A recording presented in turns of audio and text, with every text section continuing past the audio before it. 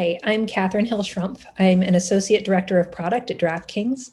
Today I'm going to talk to you a little bit about building personalized product experiences. So to start a little about me, you'll see this is me in COVID times, rocking my mask, this a little bit before I managed to get a good mask in the early days last year.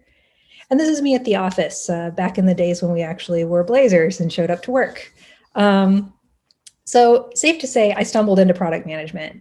I think like many of you or many other people in product management, I started with a non-traditional academic background, but realized that I like to learn things and apply those things to my work. And so I moved intentionally into an industry that it would allow me to learn and grow every day and take the threads of everything I've touched in my life, both in an academic sense and then also in my career, and pull that into building the best product possible. For me, those interests really evolved into the space of personalized product management, things that actually sound pretty cool on the news, voice skills, machine learning, but really looking for ways to take the human component of working with technology and unifying that with the more technical components. So what made product management a good fit for me? I think great product managers and innovators have curious minds. And so it was a great fit for someone like me who loves to learn. As a liberal arts student, I learned to develop empathy for and insight into others' needs and wants, which helps in particular when building personalized product experiences. I think it's important as a product manager in general to be curious, to be innovative. Some people joke that it's a mini CEO role, but also it's important in personalized product management in particular to have great empathy for the human activities surrounding the products that you own. So today we're going to talk about building personalized user experiences, and I'll do this in two parts. First, we'll talk about what makes a good personalized user experience. How do you spot the opportunity for a personalized user experience, and how do you develop a good one? In the second part, we'll talk a little bit about the skill set that makes a product manager a good personalized product manager. So starting with what makes a good personalized user experience. First, we want to talk about when personalization is beneficial. This is a framework for you to think about as you work through personalization in your products, whether you are explicitly a personalized product manager or a product manager of any product where you might have the opportunity to add a flavor of personalization. Personalization is beneficial when, firstly, users have observably different reactions to different experiences, and when you have clear cohorts with different needs. So note the word observably in the first criterion. Testing and observing data is the most critical component to building positive personalized experiences, bar none. It is very important for you to understand how your users' behaviors are different and to do that quantitatively, not only because that gives you a firm grounding as a product manager and knowing that your products could be successful and in testing your hypotheses, but also because products that are personalized are almost always data-based products based in user data. And so if you don't have sufficient user data to determine whether users have different activities, if that's not observable, you probably don't have sufficient data to power your products in the first place, even if you wanted to make one. Finally, it's useful if a product supports many user journeys or contains a large catalog of content. A substantial catalog of content can make it difficult for a user to find what they need to do without personalization. For example, if you're building a music platform with every song in the public domain, some users may be able to navigate that easily by search, but many just want to browse. How will those browsing users find music that suits their tastes without personalization? So think about Instagram, for example, or Netflix or Spotify, all things which we take for granted are personalized. Now, Netflix has a massive catalog. It's actually what they're known for, so does Spotify. And Instagram's catalog is theoretically infinite. It's all the posts of all the users. And so if you were to approach that product as someone who wants to browse and discover new things, the likelihood of you being successful would be incredibly low if they weren't transforming your experience based on what they know about you as a user. The catalog is merely too large for you to browse effectively without some sort of smart sorting. Now, when is personalization a poor fit? It's particularly a poor fit when consistency in the experience is critical, particularly if legally it must be consistent. By definition, personalizing the experience removes the element of consistency for your users. My experience will be different from your experience and therefore inconsistent with it. Secondly, if you're using limited, messy, or poorly representative user data, it's probably a bad time to personalize. As I said before, user data is really the core to good personalized product. And so if your data is limited, if it's messy, if you don't understand it, if you can't articulate how different users act differently based on that data, you probably can't build good personalized products off of it. If the product is relatively straightforward and easy to navigate, it's probably a bad fit for personalized features. So for example, think about the utility app on your calculator.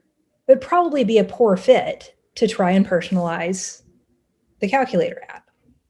Finally, if you don't have the resources available to test many variations of the user experience, to maintain that and to maintain doing QA over time as you develop the features further, it's probably a bad fit for personalization. Personalization by definition means there's many ways that something could go wrong. You could break not the primary test path, but alternative test paths.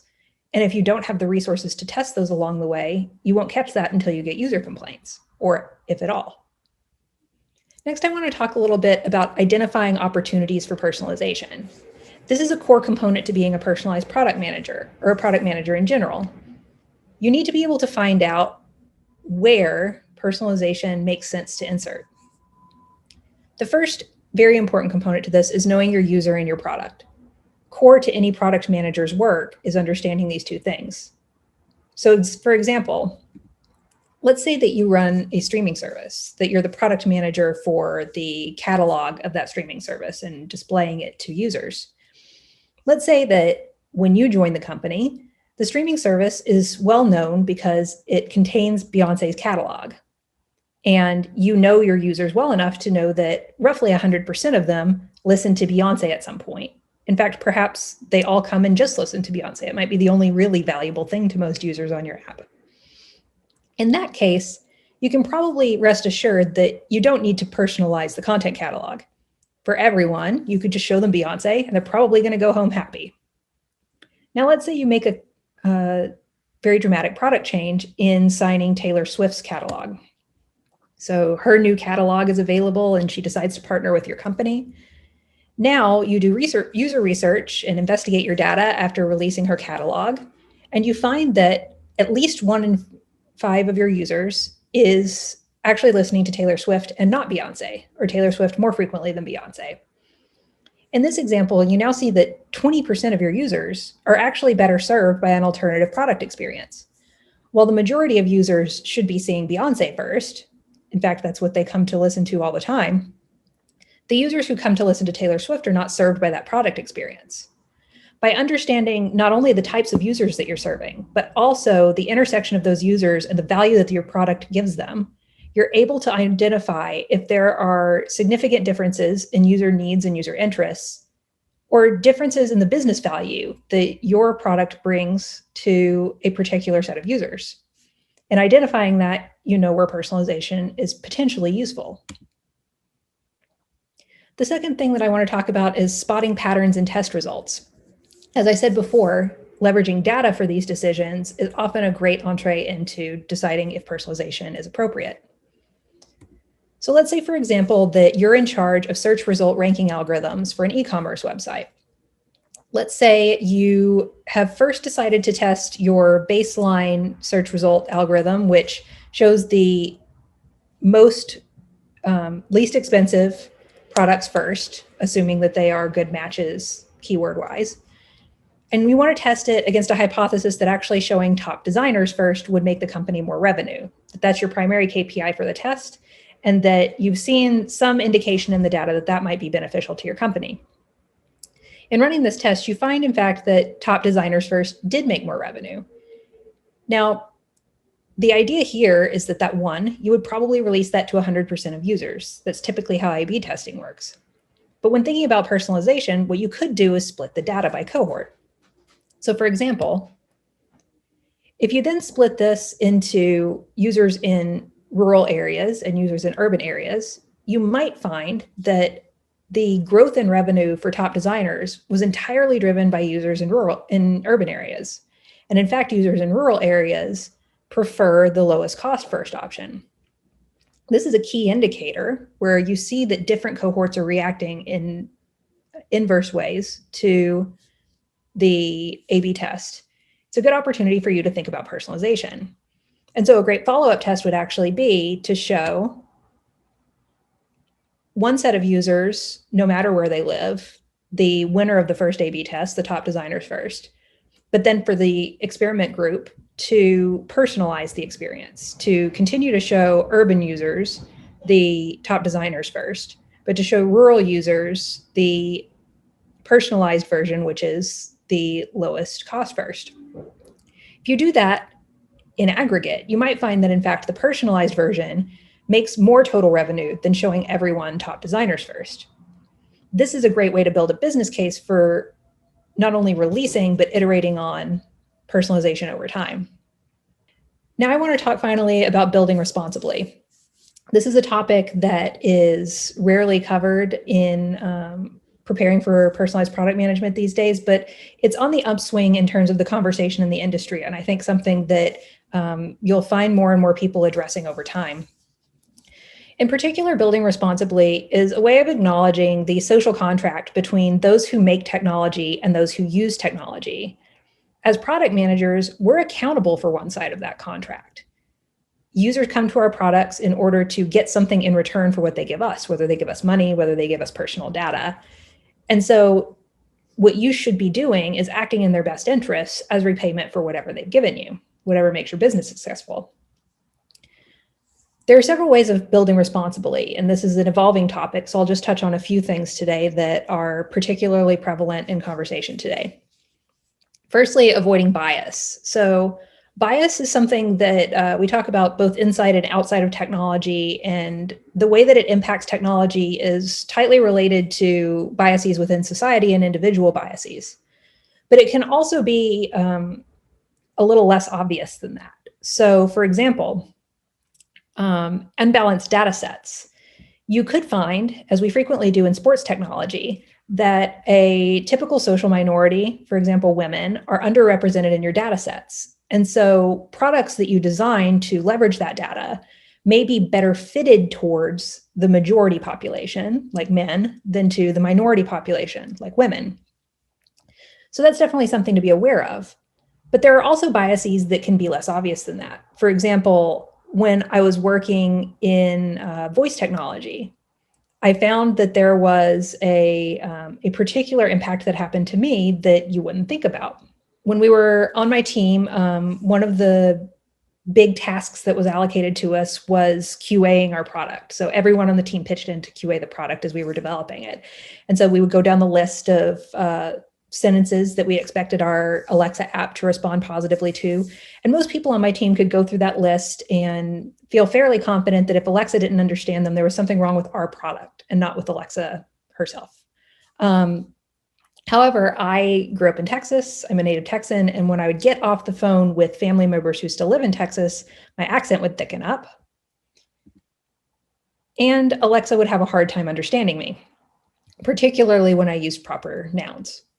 So this is something that's kind of interesting. I would hypothesize that what is actually happening behind the scenes there, because we weren't using some special natural language processing software there, we were using the out-of-the-box software that Alexa provides for developers. I would hypothesize that what happened here was actually that the data set that Alexa's base NLP was based off of actually was probably irrepresentative of those with a Southern accent, or particularly a Texan accent. And so the sort of phonetic representation of the way I speak was not represented or underrepresented, therefore leaving a negative user experience for me. So that's an example of how unbalanced data could actually have impacts that you don't expect or that you don't think of for small populations of users or diverse populations of users. Now, the second thing I want to talk about is bias in design. So even if you have great data sets, you could end up consuming that data in a way that is biased and creates a negative user experience. And the example I want to talk about here is comes from an excerpt from a book that I would encourage everyone to read. It's called Technically Wrong: Sexist Apps, Biased Algorithms, and Other Threats of Toxic Tech It's a great book in general, but this story in particular stood out to me as a great example of biased design. So the book says that in the spring of 2015, there was a pediatrician in Cambridge, England, who joined a chain of gyms. And she found that every time she went to badge in with her gym ID to the ladies' locker room, she was refused entry. They went to investigate and found that the third party that they used for their badging software actually had coded the title of doctor to man. And so she, a woman who nonetheless had the title in her profile of doctor rather than Ms. or Mrs., was denied entry into the ladies' locker room and probably would have been granted entry into the men's locker room. And so here you see that there was nothing wrong with the data. Her title was in fact doctor, but the design of consuming that data into the personalized experience of entry into the women's or men's locker room was influenced by whatever biases the people designing that product had brought to the table there. And you see that in particular with bias in design, you start to see a very close connection between the products that we create and the society that we grow in. So oftentimes these are biases that we have inherited consciously or not, and that are prevalent in society more generally, not only in technology. The second topic of building responsibly that I want to touch on is responsible data collection. And this is a hot topic right now because it is increasingly not only an ethical question, but also a legal question. Privacy and security is something that legislatures are increasingly taking up. In the European Union, they've had legislation around this for a while. And the California Consumer Privacy Act was one of the landmark movements in the United States, which the industry probably expects to expand in some sense moving forward. So privacy and security is closely tied to the idea of what data you collect from users and how you use that data. And also closely tied to the idea of informed consent, which is users' ability to understand at the point of giving you that data, what that data will be used for.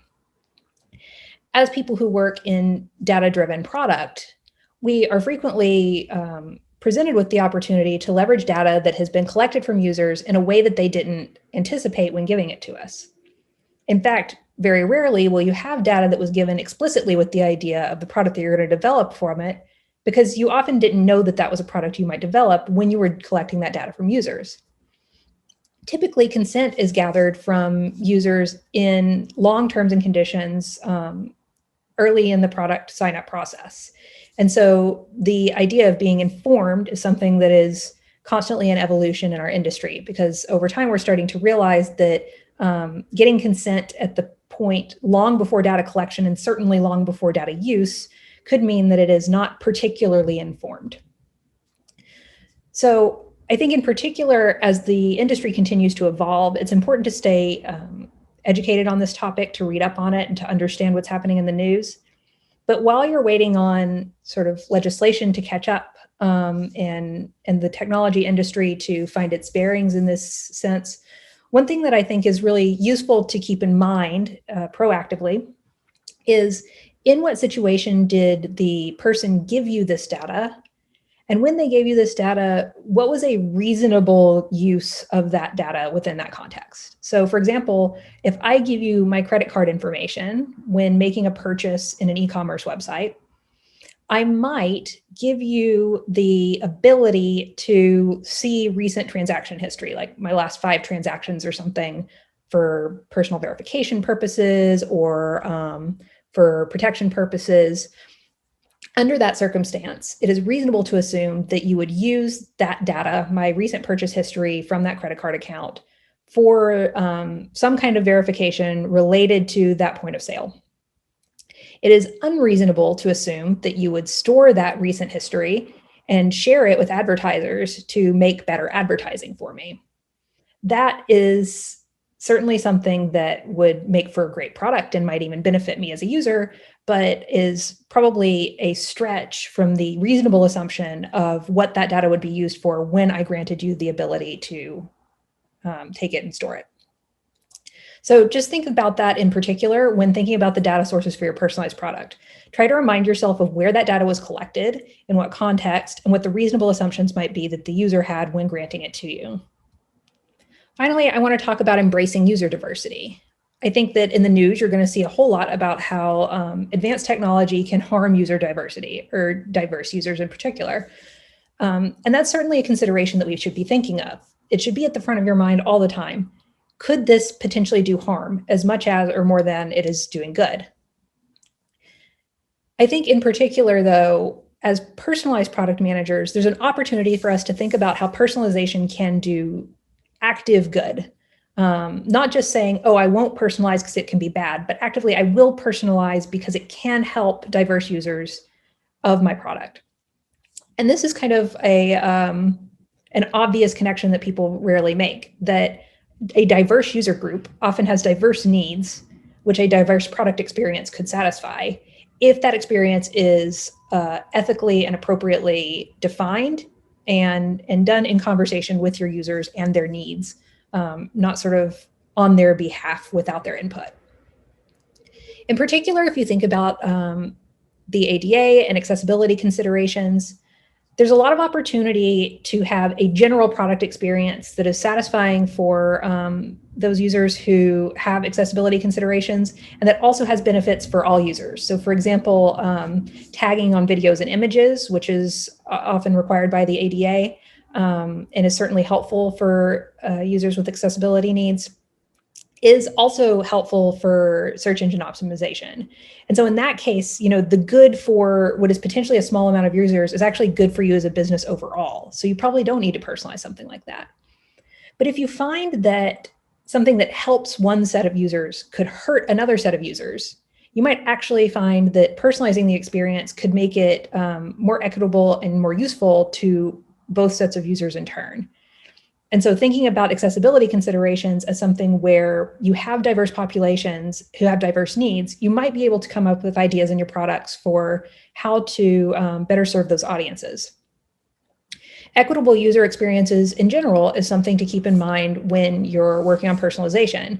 You never want to harm equity, even as you are creating inconsistent user experiences. So you might be diversifying the user experience, but you never want to diversify in such a way that some users have a worse experience than others. You always want to aim for the opposite, that in personalizing, you are making the experience more equitable, of equal value to various user groups by serving their diverse needs. Finally, to talk about recognizing vulnerabilities. This is something that I've actually worked very closely with, being in the gambling industry. You should know, particularly with your product, and this has to do with knowing your product's business and its user audience, whether there is a potential to cause harm, particularly for vulnerable populations. So we know in gambling, while this is a really exciting field and I love working in it, it's definitely a space that has mental health concerns. And so recognizing the potential vulnerabilities there allows you as a product person to think about how you can mitigate that and certainly not cause further harm with it. But this can also be done at the feature level, not just at the whole product level. So if you think, for example, about a very basic flow for registering a user, you typically would ask for basic user data, like their name, their age, potentially their zip code. Another very common thing to gather is gender. Now, it may seem simple to put a male box and a female box, but as we know these days, and as is becoming increasingly obvious, there is really no straightforward binary that you can present that would be satisfying to all your users. And so showing male and female, you would end up hurting some users' equity. And in fact, you might end up hurting your business in that people won't finish the reg flow if they don't have an appropriate option. But think in particular about the vulnerable populations that you could harm with your various choices here, not only in showing only male or female, but another common option is to say male, female, other. Other is quite literally othering. And so what harms could you be causing by choosing even how to present your data collection? You should try to think about the vulnerabilities that you might be exacerbating or that you could help with in designing your product experiences, both for data collection and in its use in personalized product. So finally, I want to go quickly through what skill set a PM should develop for personalized products. Each of these is a skill set that's generally applicable to product management, but is particularly relevant when thinking about personalized product development. So first, to dive into requirements gathering. This is something that's really important that all product managers get right, because this is how you communicate the needs of your users to the developers, effectively translating the human needs into technical needs. First, you need to put yourself in the user's shoes. You need to leverage the tools you have as a PM in general, user personae, user journeys, user stories, to think in particular about how your personalized feature will impact their experience. And write stories from the point of view of a particular type of user. Don't just write as a user of this app, but as a new user who has just completed the registration flow, or as a mature user who spends upward of $1,000 per week on this app. You should meet user needs, but then find something delightful in there. Again, thinking about how well you know your user, you should not only think about what is valuable to them, but what could be delightful to them in your app as well. But remember, be spooky, not creepy. This is always a thin line between what is delightful in data-based personalized product management, and what is a little bit off-putting. Thirdly, start small. You're inevitably going to hear this term hyper-personalization. It's a very trendy word right now. But hyper-personalization is rarely something you want even in an end product. No matter what your first attempts at personalization are, you should slice your audience broadly, not narrowly. So why would you not go for hyper-personalization or a very narrow personalization to start with? A couple of reasons. One, the data really doesn't support hyper-personalization frequently. The fewer data points you have for each variation of your personalization, the less viable that model is going to be. And so as you slice your data thinner and thinner and thinner, you're getting less and less of a basis for a strong user experience feeding into each variation of that model. In slicing more thickly, you're able to give more inputs into your models to create satisfying user experiences. So for example, you would want to slice in that search algorithm example that we were talking about by urban and rural users, not try to pinpoint, oh, as an urban woman who is 32 and living in Boston and loves cats and goes to baseball games all the time. That's certainly a user on your app probably, but is it relevant? Is it useful for you to pinpoint them in particular? And if it is, how many users have that direct profile that you will get enough data points to give satisfying personalization to? Finally, clearly express the expected experience for multiple types of users. In your product spec and user stories, being specific about expected experiences for multiple types of users will help not only your engineers to understand the problem that they are solving and the criteria for success, but also provides a strong basics for building test cases for your QA team. Next, I want to talk a little bit about testing and iteration. This is something that has helped me in particular when I worked at DraftKings. If you look at this homepage of the app, which you may or may not have seen before, it might stand out to you that there are a whole lot of places that you could potentially personalize this app. Looking at it right now, I could see half a dozen at least. And so how do you decide what is actually effective personalization and when you've gone too far? You really do that via tests and via iterations on your initial versions of personalization. So for example, we could test whether sorting the find a contest tiles is an effective strategy, or whether keeping this basic setup is actually more beneficial. We can also test recommended for you is obviously going to be recommended for you, and so probably has some layer of personalization. But we can test more and more granular slices of the data to decide how narrow our personalization should be and what factors make for good personalization. There are a lot of features that can go into an algorithm. And so it's just important to decide what features don't go in as what do. You should always test each iteration against the last version. This is particularly important with personalized product, even if it's generally useful information to keep in mind with testing for product management. Always take the version that you know to be the best today and test your new hypothesis against that. When you're dealing with things like multi-arm bandits, which can test multiple variations live at once and sort of dynamically move audiences, this is potentially a little less relevant, but particularly in A/B tests, make sure that you're always testing your hypothesis against the clearest alternative for it so that you know which one wins and can go live into your production environment for all users. You should always slice your data to see how cohorts behaved. And this was the example that we saw with that search algorithm sort at the beginning of the presentation. Slicing data allows you to understand where personalization is going right and where personalization is going wrong. So for example, check who was served by the change and who wasn't. Whoever was not served by the change is probably your best opportunity to create further iteration on the product experience. Who benefited the most and who benefited the least? This is an opportunity for you to look for product equity and where you could be better about equitably serving your users. You should always agree on one key KPI to move before you run the test. This is how you decide whether a test version wins. If you don't agree on that up front, it's always tempting to take your preferred experience, often the one that you're testing against, and find evidence in the many data points that you could point to say why it is the better obvious choice.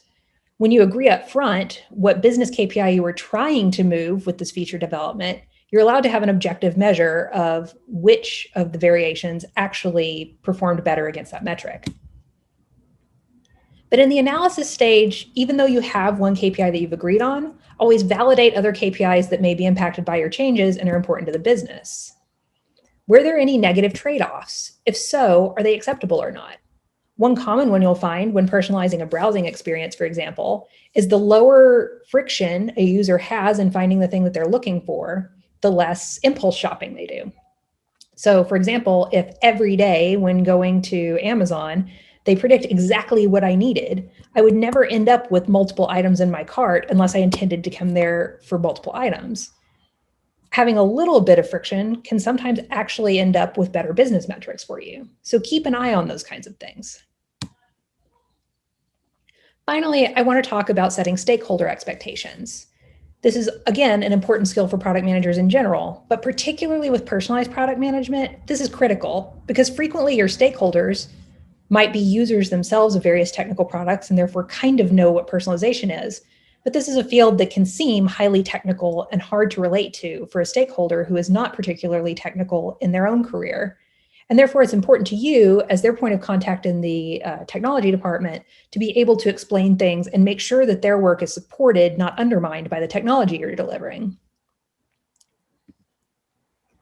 You should practice describing your products to a non-technical audience. And this should be a habit that you develop early on as a product manager. Practice talking to your mom, to your grandparents, to your alumni group. Find anyone who you think could grasp the idea, but is not particularly technical, and find the right language to make it so that they not only understand, but are excited about the things you build. On the other hand, avoid using jargon and buzzwords, even if the stakeholders are familiar with them. So people these days probably have some sense of AI, machine learning, hyper-personalization. There's that word again that's getting big and trendy these days. But those come with expectations that will not match your MVP product or even your final iteration frequently, even if that actually technically is the technology underlying the product. You might have a machine learning product, but what does that mean to your grandma when you say machine learning? It probably comes with some images, some expectations of product refinement, of technical advancement that you're probably not going to hit on your first slice or your 100th, and that might not even be beneficial to your company. So try to find common language that doesn't come with this kind of baggage, is descriptive, but not too evocative. You should connect the experience to what they or their team would see as a user.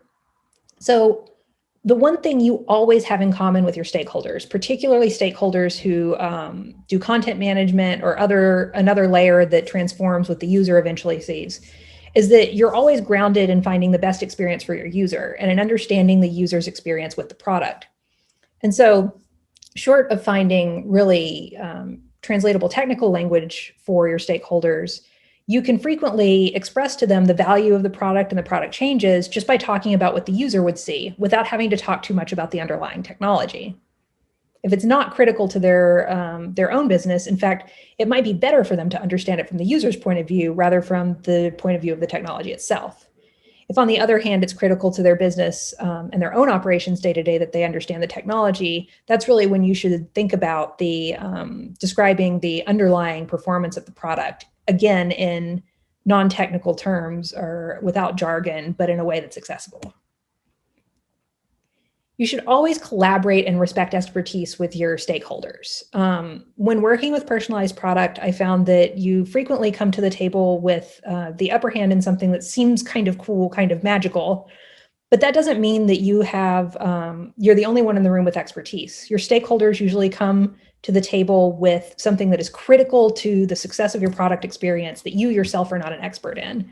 And so collaborating with them in the end will give more success to the product that you're developing than if you just sort of handed it over to them. Finally, you should always explain impacts to their business. So for example, will their metrics see movement that they should account for?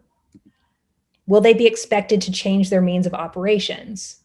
I wanted to finish with an example here of when I worked at ESPN on the personalized app homepage.